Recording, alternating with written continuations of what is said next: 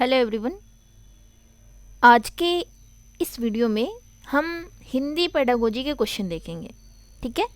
और ये जो आपके क्वेश्चन पेपर हैं जुलाई 2024 में जो पेपर हुए थे ये उसके पेपर हैं। तो चलिए शुरू करते हैं। शुरू करने से पहले आप वीडियो को लाइक करें, शेयर करें। अगर आप इस चैनल पर नए हैं तो चैनल को सब्सक्राइब ज़रूर करें ताकि आने वाले सारे नोटिफिकेशन आपको मिलते रहे। आपको जैसा कि पता ही होगा कि जो पेडागोजी के क्वेश्चन होते हैं पेपर फर्स्ट के 106 से शुरू होते हैं, उससे पहले पैसेज वाले क्वेश्चन होते हैं। तो क्वेश्चन नंबर हम 106 से शुरू करते हैं।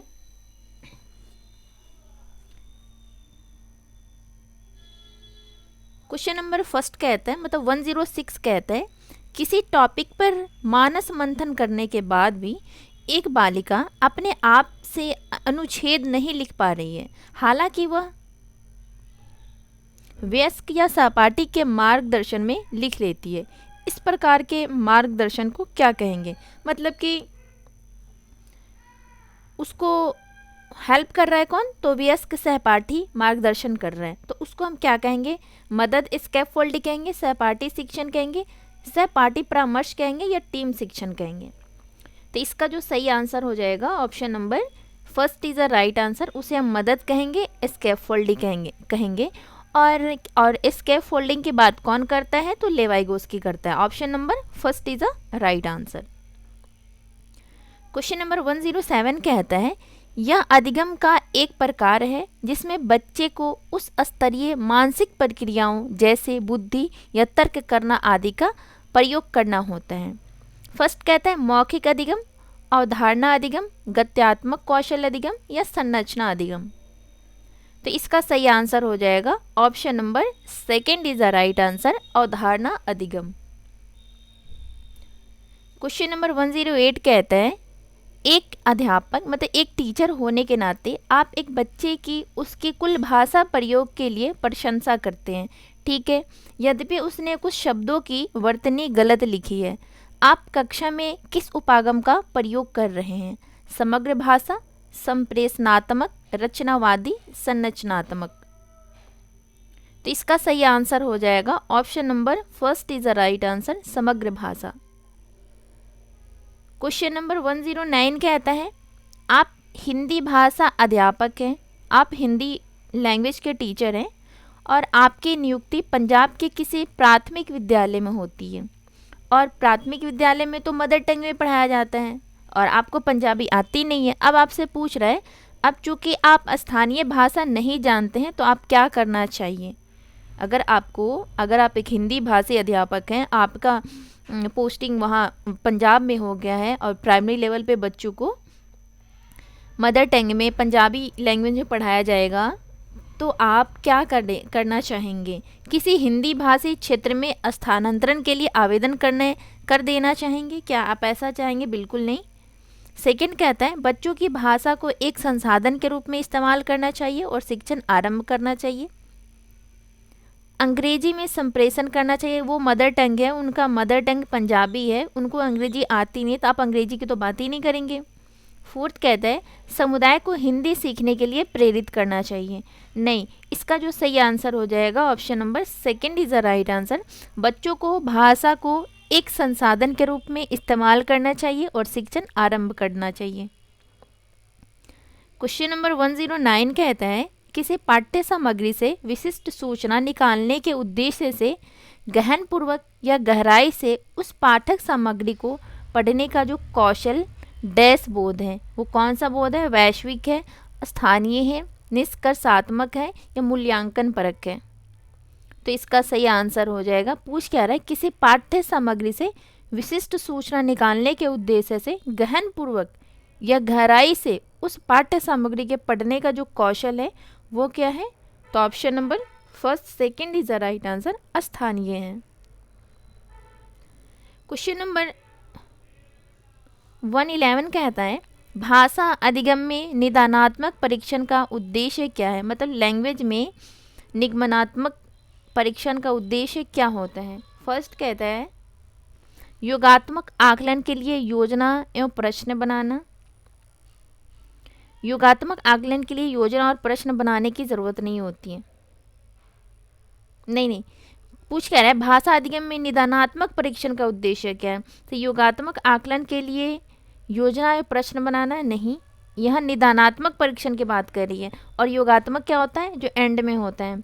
सेकंड कहता है अभिभावक शिक्षक बैठक में अभिभावकों को सूचित करना और ध्यान देने के लिए कहना। अभिभावक को तो ध्यान देने के लिए हम नहीं कहेंगे, हम खुद बच्चे पे मेहनत करेंगे।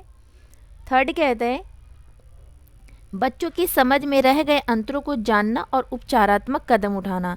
मतलब निदानात्मक परीक्षण का मतलब यही होता है कि बच्चे की समझ में जो अंतर रह गए हैं उनको जानना, पहले जानना, उसके बाद उसका उपचार करना। डॉक्टर पहले आपके प्रॉब्लम को जानता है, उसके बाद उसका इलाज करता है। तो इसका सही आंसर होगा फोर्थ कहता है विद्यार्थियों की प्रगति रिपोर्ट कार्ड में प्रति प्राप्त फल लिखना है। इसकी तो निदानात्मक परीक्षण से कोई लेना देना नहीं है। तो इसका जो सही आंसर हो जाएगा option number third is the right answer.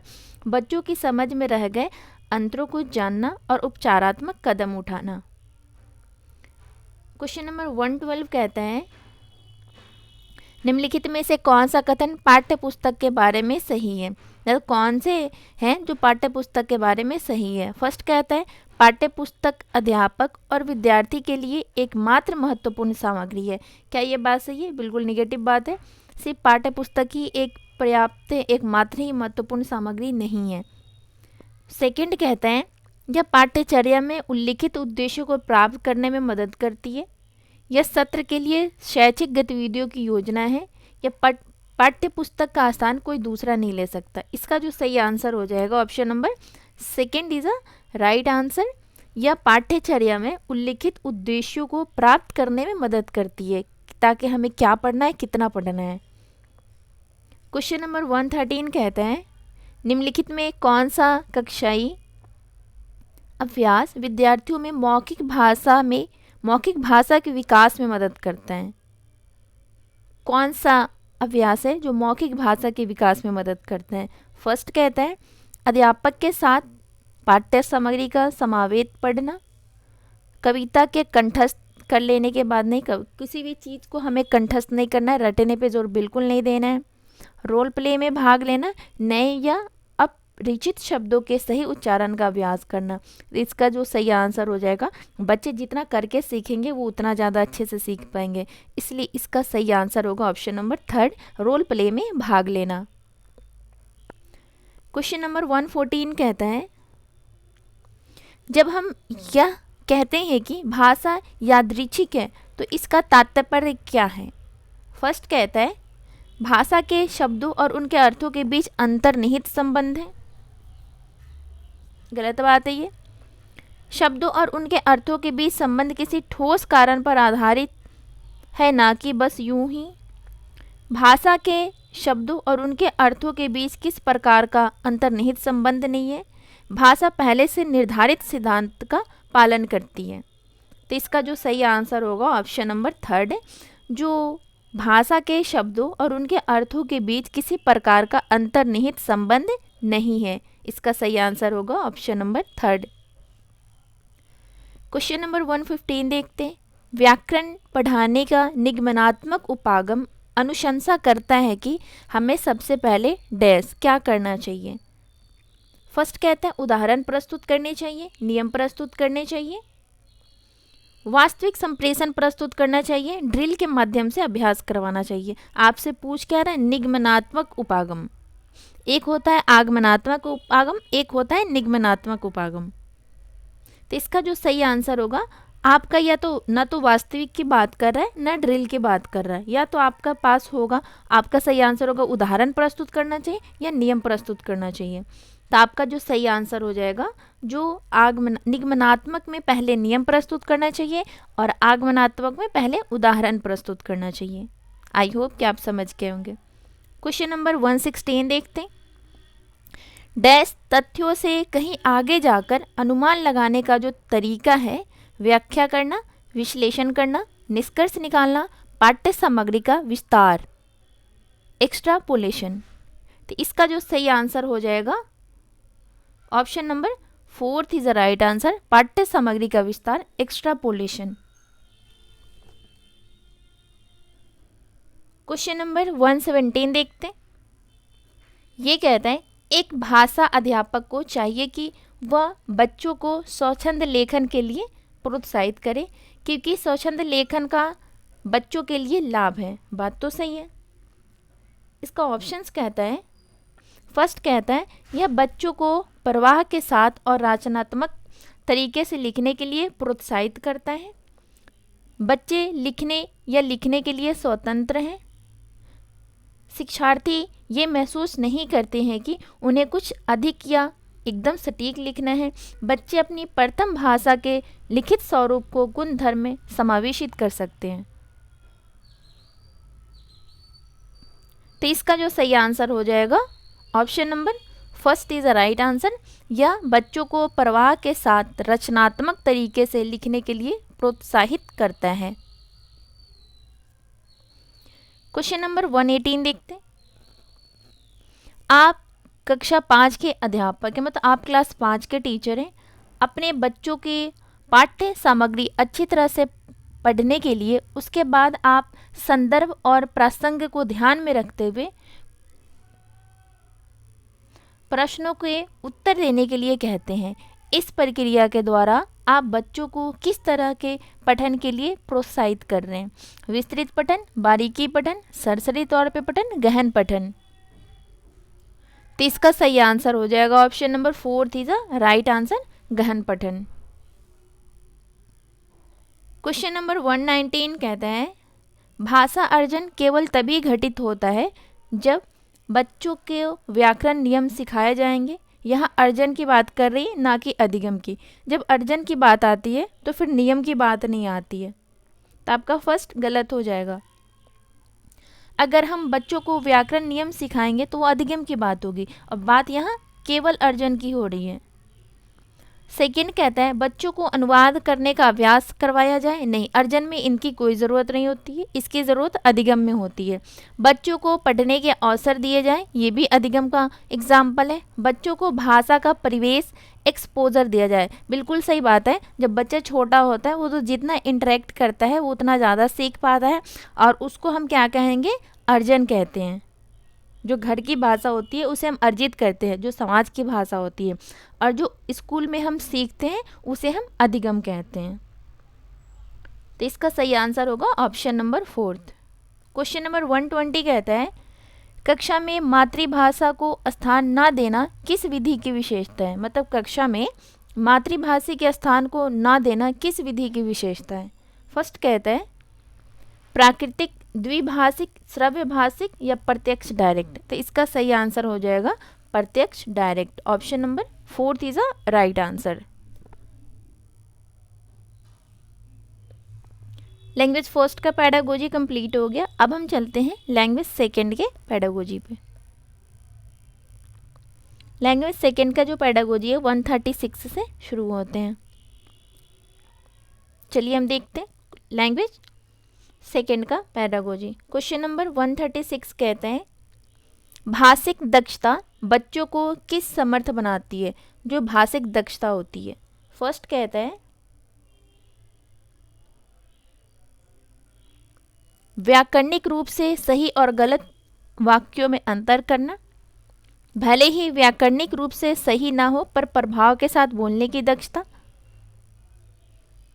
यह जानने की दक्षता कि कैसे और कहाँ भाषा का उचित रूप से प्रयोग करना है, अधिक से अधिक अंग्रेजी का प्रयोग करना। यहाँ अंग्रेजी की तो बात ही नहीं हो रही है। तो इसका जो सही आंसर हो जाएगा option number second is a right answer. भले ही व्याकरणिक रूप से सही ना हो पर प्रवाह के साथ बोलने की दक्षता। क्वेश्चन नंबर 137 देखते हैं। प्राथमिक स्तर पर एक अध्यापक अपने बच्चों को रंग करने और चित्रकारी करने के लिए प्रोत्साहित करती है। यह किस तरह से मददगार है? कक्षा में चुप्पी बनाए रखने में, सूक्ष्म गत्यात्मक कौशलों का विकास करने में, बच्चों का मनोरंजन करने में, अध्यापक को अध्यापन के विश्राम देने में।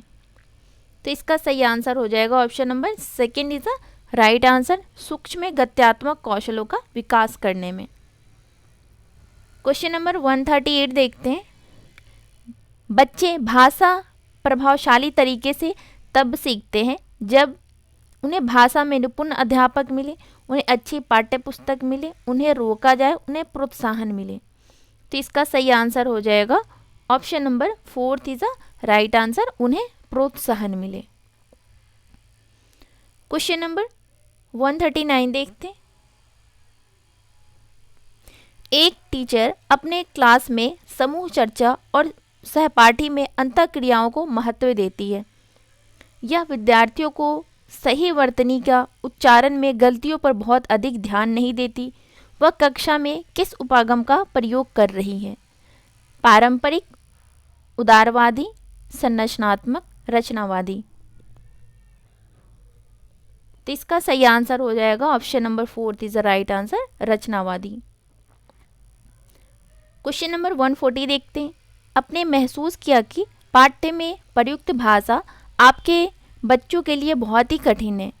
आप भाषा को कुछ सरल करते हैं और अपने शिक्षार्थियों की आवश्यकता अनुसार विषय वस्तु में भी कुछ परिवर्तन करते हैं। आपका यह कृत्य क्या कहलाएगी? फर्स्ट कहते हैं अंगीकार करना, अनुकूल करना, मूल्यांकन करना, समीक्षा करना। तो इसका सही आंसर हो जाएगा option number 2 is a right answer, अनुकूल करना।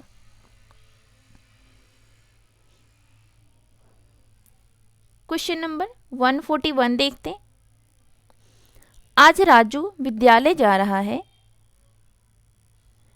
इसलिए वह बहुत खुश है। अपने परिवार का वह पहला व्यक्ति है जो विद्यालय जा रहा है। फर्स्ट जनरेशन लर्नर की बात कर रहे हैं। उसके परिवार में इससे पहले कोई भी नहीं स्कूल गया है, यहाँ तक कि उसके अभिभावक कभी विद्यालय नहीं गए। राजू को किस शिक्षार्थी के रूप में जानेंगे? प्रथम पीढ़ी, द्वितीय पीढ़ी, हास्यकृत, अल्पसंख्यक। तो इसका सही आंसर हो जाएगा ऐसे बच्चों को प्रथम पीढ़ी कहते हैं। Option number 1 is a right answer. Question number 142 देखते हैं। अध्यापन के दुनिया में प्रवेश करने के बाद आपने अनुभव किया कि पाठ्य पुस्तक की शुरुआत में शिशु गीत और चित्र कथाएं होती हैं और अंत में वर्णमाला होती है। भाषा शिक्षण शास्त्र में इस प्रकार की व्यवस्था किस उपागम को अंतर्गत आएगी? बॉटम अप उपागम, अधोशीर्षगामी, टॉप डाउन उपागम, ऊर्ध्व अर्धगामी, इक्लेक्टिक उपागम, उदारवादी और सौंदर्यात्मक उपागम। तो इसका जो सही आंसर होगा option number 2 is a right answer, top down उपागम, ऊर्ध्व अधोगामी।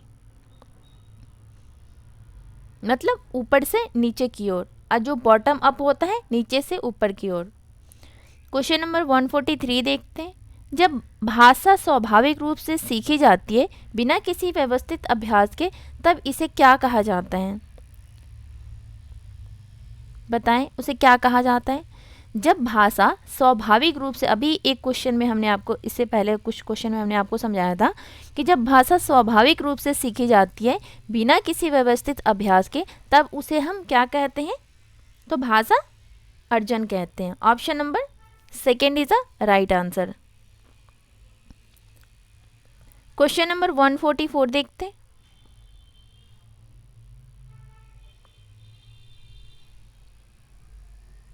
ये कहता है निम्नलिखित में से किसका एक महत्वपूर्ण गुणधर्म है जिसमें शिक्षार्थी जोड़ों या समूह में एक साथ मिलकर समस्या समाधान पर कार्य करते हैं? संप्रेषणात्मक भाषा शिक्षण, व्यवहारवादी उपागम, समग्र भाषा उपागम, संरचनात्मक उपागम। तो इसका सही आंसर हो जाएगा option number 1 is a right answer, संप्रेषणात्मक भाषा शिक्षण। क्वेश्चन नंबर 145 देखते हैं। प्रदूषण टॉपिक पर पाठ्य योजना तैयार करते समय आपका पहला चरण क्या होगा? मतलब एक टॉपिक है प्रदूषण और उस पे हमें पाठ्य योजना तैयार करते समय पहला चरण क्या होगा? प्रस्तावना संबंधी प्रश्न तैयार करना, टॉपिक को बार बार पढ़ना, शिक्षण सामग्री का चयन करना, उद्देश्य बनाना। तो इसका सही आंसर हो जाएगा option number 4 is the right answer, उद्देश्य बनाना। क्वेश्चन नंबर 146 देखते हैं। एक टीचर ने अपने बच्चों को जल पर एक अनुच्छेद लिखने के लिए कहा। बच्चे ने विज्ञान और सामाजिक विज्ञान की कक्षाओं में जो पढ़ा था उसके आधार पर आपस में चर्चा आरंभ की और उसके बाद अनुच्छेद लिखना शुरू किया। यह किस तरह का उदाहरण है? प्रयोग में भाषा, विज्ञान की भाषा, भाषा में समूचे पाठ्यक्रम में, संप्रेषणात्मक उपागम। तो इसका सही आंसर हो जाएगा option number 3 is the right answer, भाषा समूचे पाठ्यक्रम में। क्वेश्चन नंबर 147 देखते हैं। आपका पालन पोषण एक ऐसे गांव में हुआ जहां सभी लोग हिंदी बोलते थे और आपने यह भाषा बिना विद्यालय गए ही सीख ली। बाद में जब आप विद्यालय गए तो आपने अंग्रेजी, संस्कृत, हिंदी और उर्दू सीखी। अब आप अंग्रेजी भाषा परवाह के साथ बोलते हैं। अब आपकी प्रथम भाषा कौन सी होगी? आपने पहले क्या सीखा? हिंदी बोलते थे, जहाँ आप रहते थे वहाँ के लोग हिंदी बोलते थे। तो ऑफकोर्स आपने कितना भी अंग्रेजी, संस्कृत, हिंदी और उर्दू सीखी, लेकिन पहले आपने क्या सीखा? तो पहले आपने हिंदी सीखा। Option number 2 is a right answer. Question number 148 कहता है, एक अध्यापक अपनी कक्षा में वास्तविक वस्तुएं जैसे कि छतरी, बरसाती, पेचकस आदि लाती है। वह बच्चों से कहती है कि प्रत्येक शब्द के बारे में 2 या 3 वाक्य कहें। इस प्रकार की सामग्री को तकनीकी रूप से क्या कहा जाएगा? भाषा निवेश, शिक्षण उपकरण या वास्तविक वस्तुएं, रियलिया। तो इसको हम वास्तविक वस्तुएं, रियलिया कहेंगे। Option number 4 is a right answer. Question number 149 देखते हैं। अपनी कक्षा में काल का शिक्षण करते समय आप एक व्यक्ति को 2 चित्र दिखाते हैं, ठीक है। एक चित्र 15 वर्ष पहले की है और एक चित्र जो अभी अभी खींची गई है। आप इन चित्रों के आधार पर उस व्यक्ति के वर्तमान और भूत वह कैसा दिखता है, उसकी आदतें, इन पर बात आरंभ करते हैं। आप किसका प्रयोग कर रहे हैं? निर्देशात्मक व्याकरण, संरचनात्मक व्याकरण, शिक्षण शास्त्री व्याकरण, नियम आधारित व्याकरण। तो इसका सही आंसर होगा option number 3 is a right answer, शिक्षण शास्त्री व्याकरण। क्वेश्चन नंबर 150 देखते हैं। वे कथन जो किसी कक्षा, विशेष या पाठ्यक्रम कोर्स के अंत में विद्यार्थियों द्वारा अर्जित ज्ञान, कौशलों और प्रवृत्ति का वर्णन करते हैं, वो क्या कहलाते हैं? शिक्षण प्रतिफल, अधिगम प्रतिफल, संख्यात्मक प्रतिफल या बुनियादी साक्षरता प्रतिफल। तो इसका जो सही आंसर हो जाएगा option number 2 is a right answer, अधिगम प्रतिफल। तो इस वीडियो में हमने हिंदी पेडागोजी के 30 क्वेश्चन करे। आई होप कि आपको ये वीडियो पसंद आएगी और आप इस वीडियो को ज़रूर देखें। जितना हो सके आप प्रैक्टिस ज़रूर करें ताकि ये आपके पेपर में बहुत ज़्यादा हेल्प करेगी। सीटेट एक ऐसा एग्ज़ाम है जिसमें 20 लाख बच्चे फॉर्म फिल करते हैं, मुश्किल से 1 लाख 2 लाख से भी कम बच्चे पास होते हैं।